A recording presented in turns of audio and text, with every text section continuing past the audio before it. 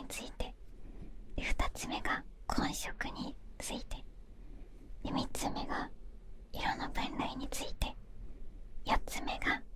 色の属性について、で5つ目が色の効果について、6つ目が色のイメージについて、デザイン基礎として色のお話をしようと思うので、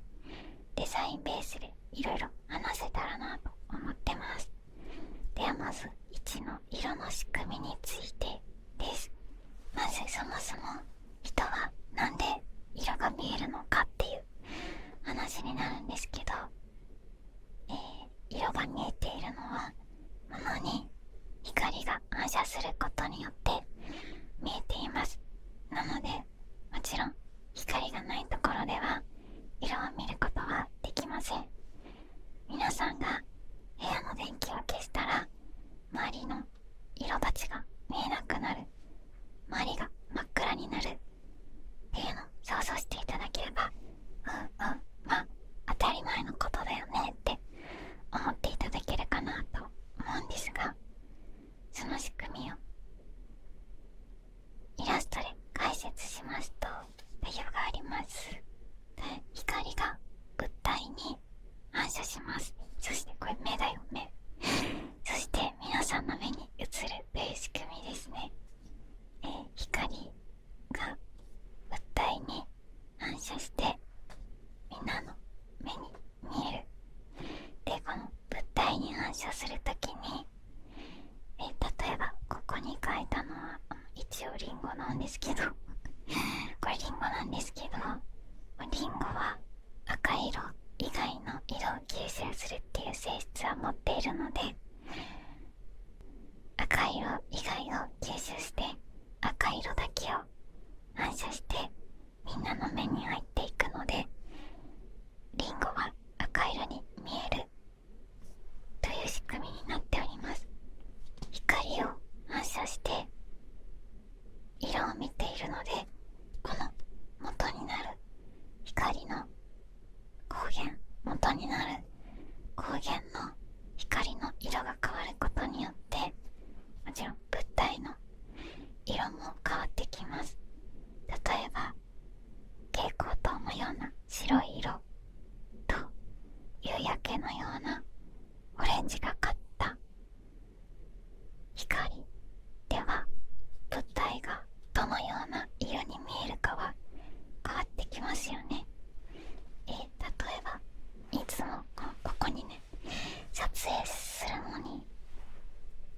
ライト照明を置いてるんですが、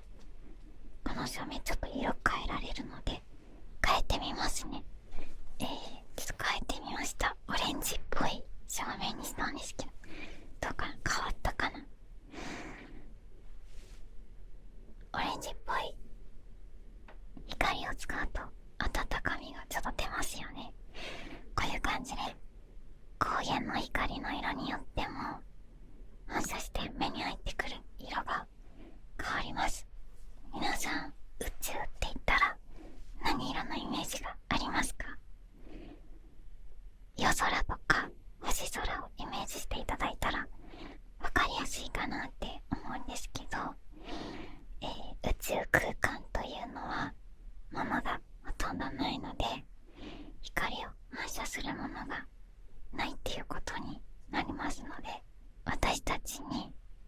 宇宙は黒く見えますね。ものがないっていうことは、光を反射して私たちの目に入ってくるものがないということになるので、宇宙は暗く見えます。1個目の色の仕組みは終了。次に2つ目の混色について、こっちちっちゃいかな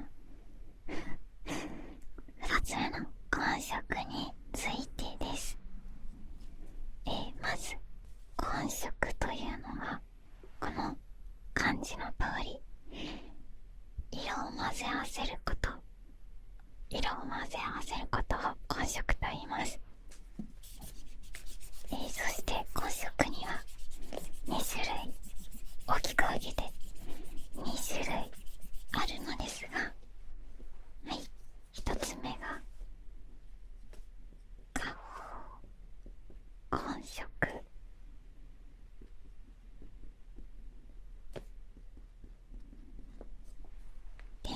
つ目が、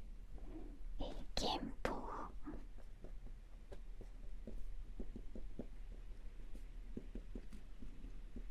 混色と言います。画法混色と原稿混色です。でまず画法混色から説明していきますが、画法混色は大きく分けて3種類あります。まず1つ目が、一番わかりやすいですね。同時画法混色といって、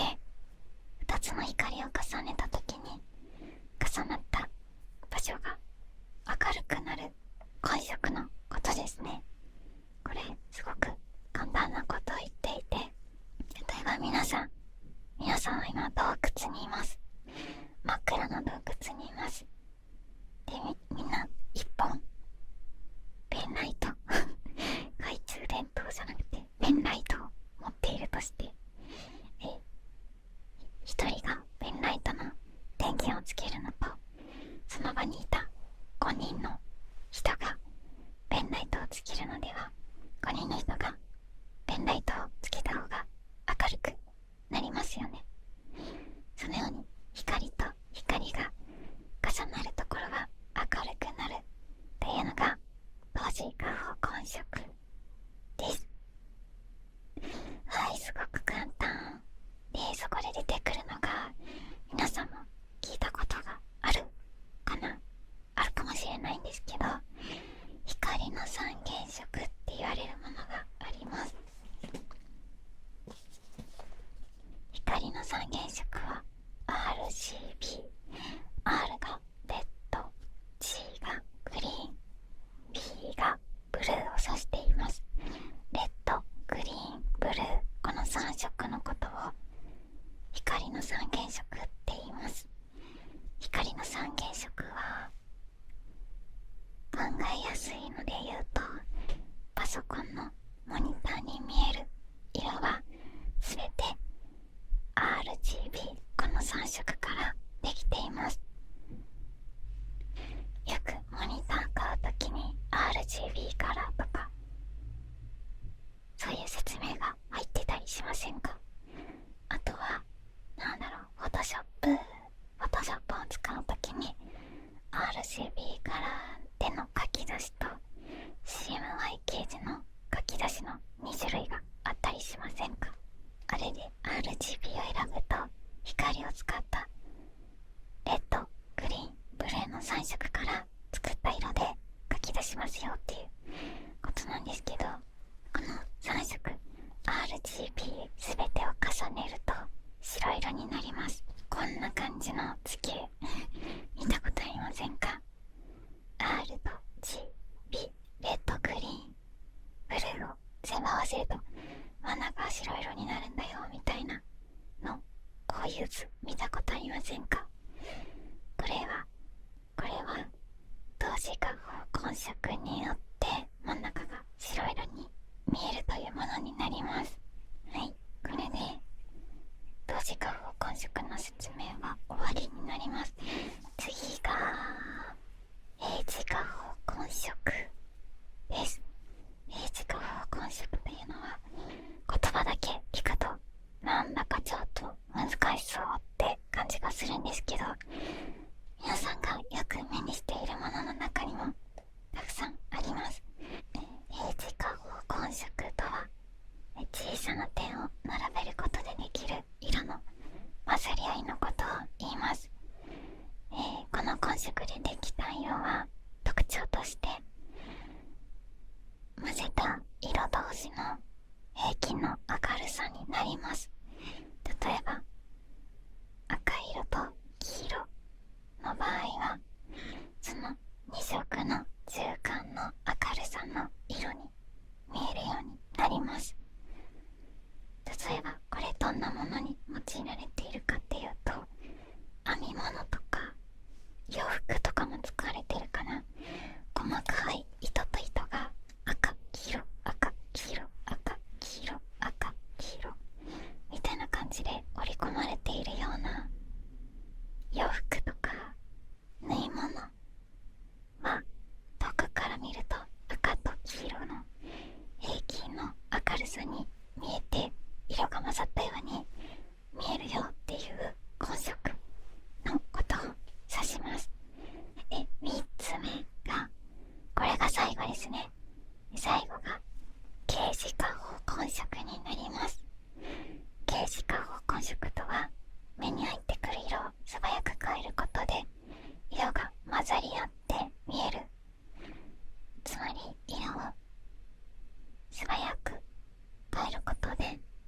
せることを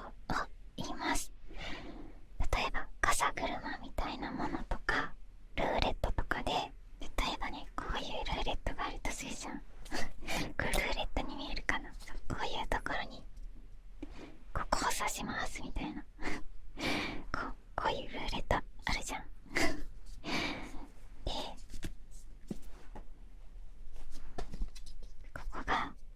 交互に、例えば、何色にしようかな。赤、緑、赤、緑、赤、緑って交互に色が配置されていたとして、これを素早くこう回転させると、その2色が混ざったように見える。この色の混ぜ方のことをゲージ下方混色と言います。下方混色については以上で終わりになります。で、次が原方混色なんですが、原方混色は1種類しかありません。色が重なることで重なった部分が暗い色に見えるのが原方混色の特徴です。これは例えば絵の具、皆さん今まで絵の具人生で1回ぐらいはねきっと使ったことあると思うんですけど、小学校とか中学校とかの美術図工の授業で自分で使いたい色がないから色を混ぜて新しい色を作ろうかなって思ったことないですか？そうして色を混ぜるときに必ず最初に使った原色の色よりも暗い色になると思います。あとは折り紙で半透明の折り紙、皆さん使ったことないですか？半透明の折り紙で何か物を作ったことってないですか？半透明の折り紙2枚をこう重ねると重なった部分が暗く見えるっていう現象、皆さん1回は見たことあるんじゃないでしょうか。それが原方混色です。で、原方混色にも大切な三原色が出てきます。シアン、マゼンタ、イエローって皆さん聞いたことありますか？ CMY 系の CMY の部分ですね。こちらです。 CMY、 シアン、マゼンタ、イエローの3色ですね。これは印刷の時に使われる印刷機の中に入っているインクの色でもあって、この3色とあとブラック、 CMY 系の系はブラックのことなんですけど、シアン、マゼンタ、イエロー、ブラック、この4つが主に印刷機の中に入っているインクの色になるんですけど、その4色を使って印刷物は基本大体全てほぼ印刷されてます。この世の中に印刷物ってたくさんあると思うんですけど、ポスターとかみんなのポストの中に入ってるチラシとか学校でもらうプリントとか、そういったものは全部印刷物に分類されますが、それは全て CMY 系の4色で作られています。原方混色ではこの CMY、 シアン、マゼンタ、イエローを色の三原色といって重要なキーワードとなってきます。はい、混色については以上です。それでは次、色の分類ですね。色の分類はすごい簡単な話、すぐに説明できちゃいますね。色の分類はとても簡単です。色は大きく分けて有彩色っていう色と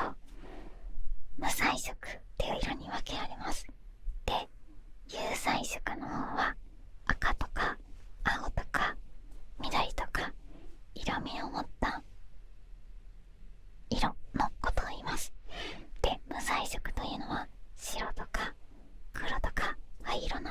興味を持たない色のことも言います。例えば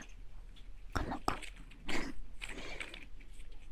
おもちゃコーナーに売ってて使っちゃった。この子のこの黄緑の部分は有彩色だけど、この白い部分交互になってるこの白の方の色は無彩色と言われる色になります。さよさんは無彩色が好きなんですけど白黒灰色が無彩色なので、無彩色は全部好きなんですけど、有彩色だと緑が好きなんですよね。皆さん好きな有彩色と好きな無彩色よかったらコメント欄で教えてね。はい、じゃあ君の出番終わり。次は色の属性ですね。色の属性です。色を決めるのには大きく分けて3つの属性があります。まず1つ目がメイド、2つ目が色相、3つ目がサイド。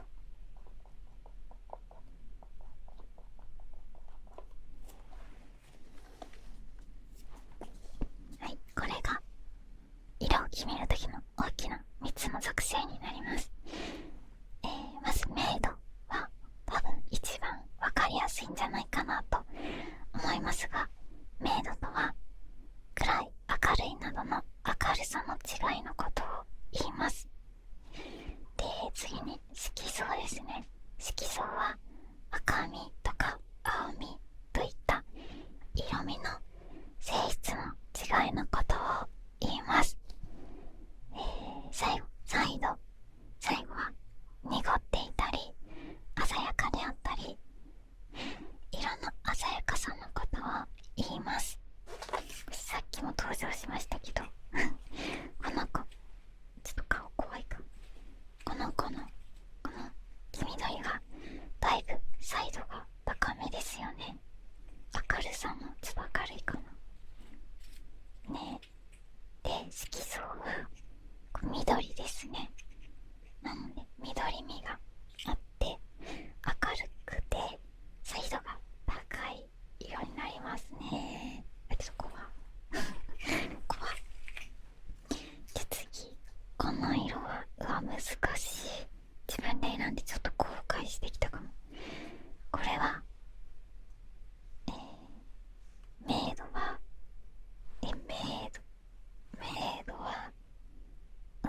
明るめかな。明るめで、色相は色相これなんだ、赤かな。赤みかな。赤色すごいサイド落とした色に見えるけどどうなんだろう。赤かな。で、サイドは結構濁った色ですよね。だいぶサイド落とした色に見えますね。あとはなんか明るさが暗いの欲しいな。これいいんじゃない。これは明るさはだいぶ暗いよね。暗めで、色相は赤みだね。赤っぽい。ちょっと紫よりかな。なんかワインレッドみたいな色して。で、サイドはちょっと濁り気味。サイドちょっと低めだね。はい、じゃあ次行きましょうか。はい、次は色の効果です。物は色によって大きく見えたり小さく見えたりします。あとは他にも重そうに見えたり軽そうに見えたりします。あとは暑そうに見えたり寒そうに見えたりします。などなど、色によっていろいろ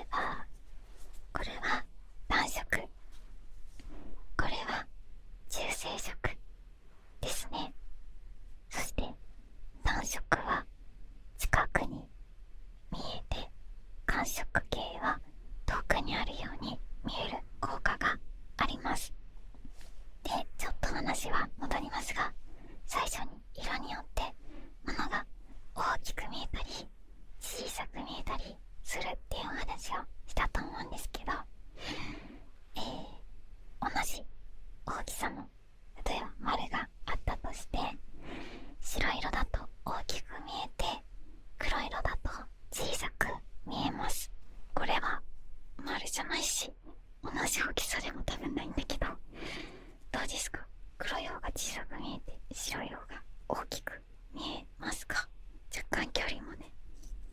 違くて影とかもあるんで、これだと例えにならないかもしれないけど、こんな感じですね。大きく見える色と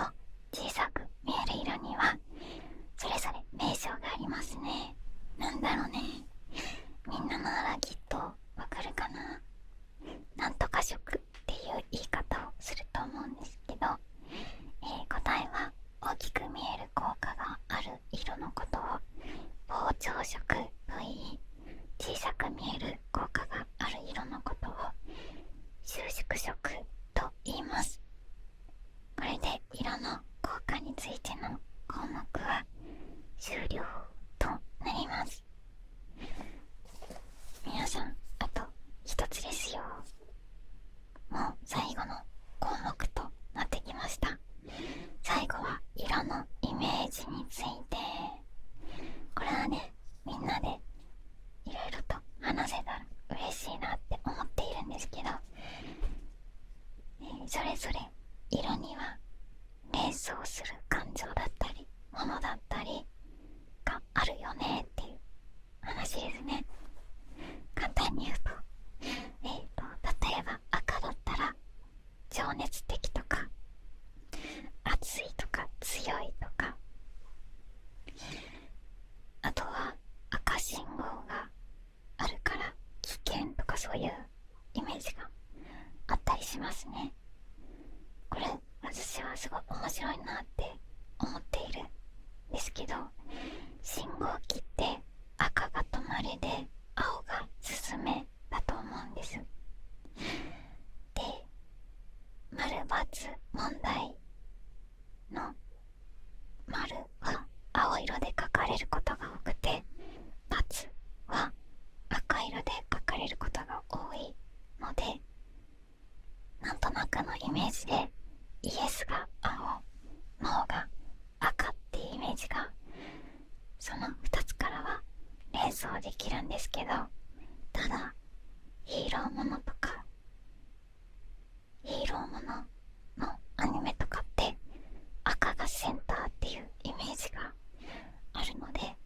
正義っていう意味で言うと赤が正義のイメージもあるといえばあるんだよね。だからここはちょっとイメージがぶつかり合ってて面白いなって個人的に思ってるっていう話でした。はい、あとはじゃあオレンジのイメージについて話そうかな。オレンジは温かみがあるってイメージが強いね。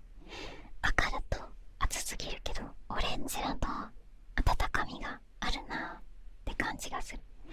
あとは優しいとかもあるかな、私の場合。あとは元気っ子っていうイメージがあるね。オレンジがイメージカラーのなんだろう、アイドルとかアニメとかのアイドルものでオレンジ色って元気っ子ってイメージが私はあるかもしれないですね。ラブライブのりんちゃんが髪の色がオレンジだったと思うんですけど、あと五等分の花嫁の四つ葉も髪あれオレンジ、多分オレンジだった気がするんだけど、オレンジ色の髪のキャラクターって元気っ子が多い気がしてて、元気っ子のイメージがありますね。じゃあ次黄色にしようかな。黄色はね、希望とか、あと勇者って黄色のイメージがなんかあるんだよね。私 RPG ゲームとか好きでドラクエとかねやったりするんだけど、勇者って黄色のイメージかもしれない。人によって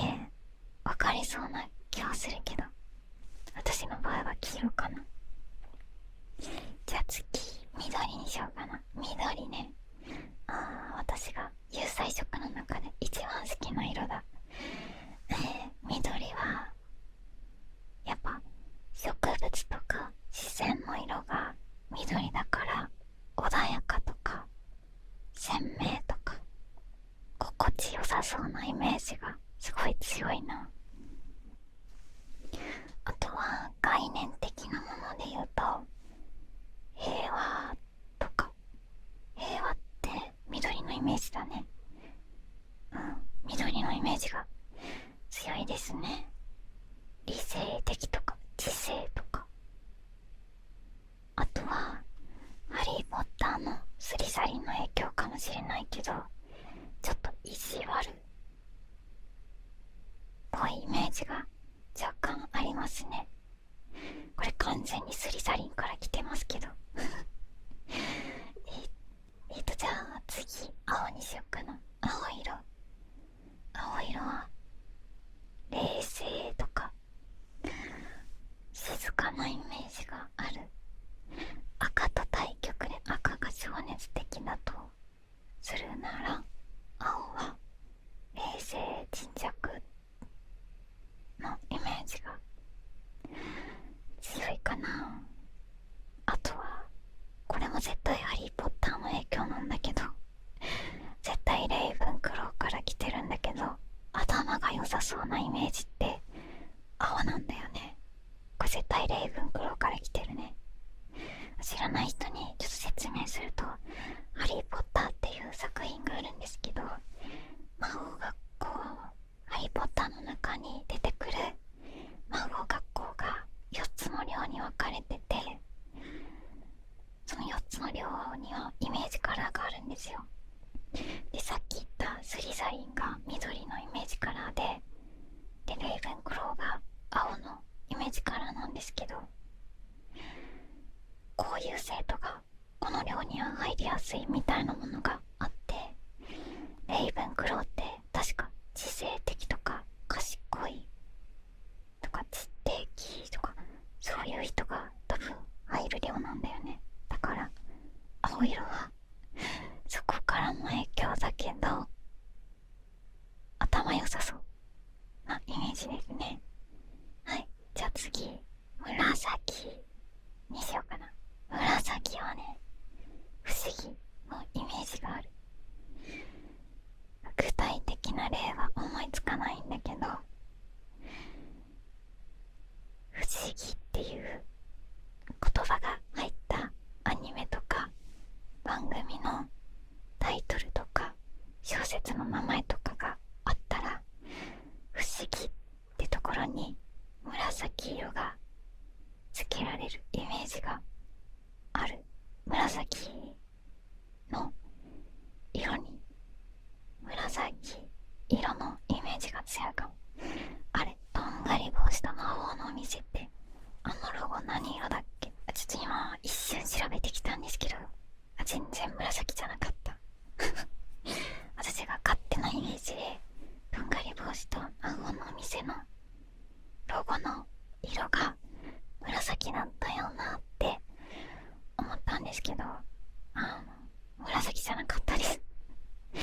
ちなみにとんがり帽子の魔法のお店の魔法の部分は、ピンクと水色かな。魔法のまたピンクで魔法の方が水色かなでしたね。あととんがり帽子と魔法のマッチは、魔法の魔が緑で魔法の方が黄緑だから緑系だね。あととんがり帽子と魔法の365日もちょっと見てみましたが、魔法の魔が紺色で魔法の方が青緑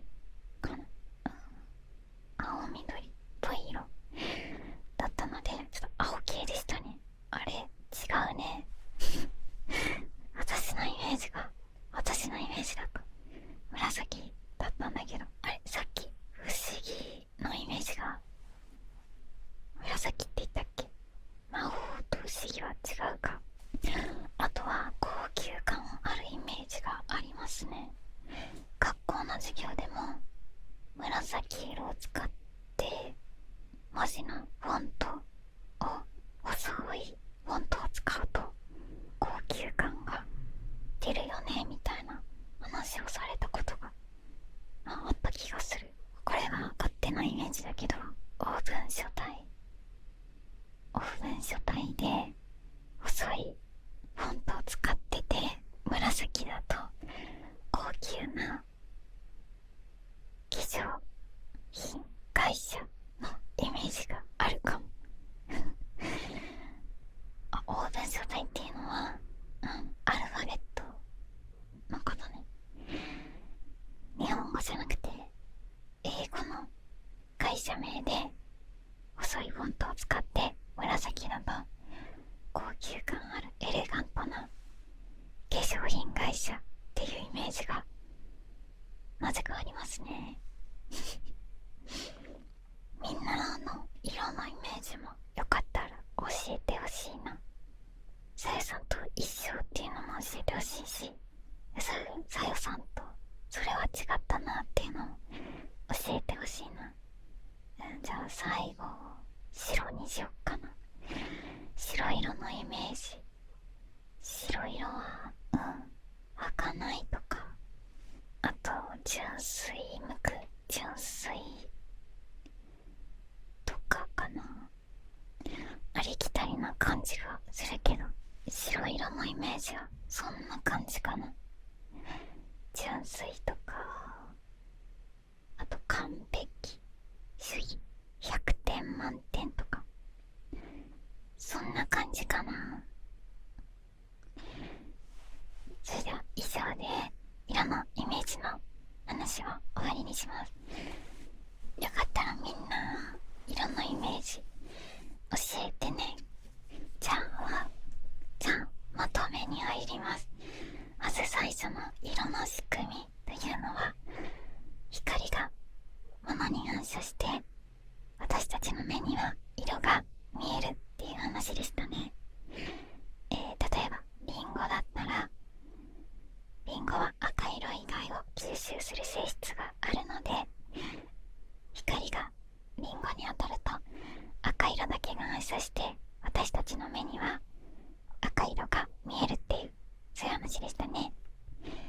で、次に混色とは色を混ぜることっていう話でしたね。代表的なキーワードとして、光の三原色の RGB、 レッド、グリーン、ブルーと、色の三原色 CMY、 シアン、マゼンタ、イエローを習いましたね。で、次、色の分類には有彩色と無彩色があるっていう話でしたね。有彩色は赤や緑、青などの色味を持った色のことで、無彩色とは白、黒、灰色など色味を持たない色のことでしたね。色の属性には大きく分けて3つあって、明度と色相と彩度から色が作られているっていうお話でしたね。で、次、色の効果は、色によって物が大きく見えたり小さく見えたり、遠くに見えたり近く見えたり、重そうに見えたり軽そうに見えたり、あとは可愛いとかかっこいいとか、そういった感情も色によって伝わってくる効果が異なるっていう話でしたね。最後に色のイメージについて話しました。赤色、青色、緑色など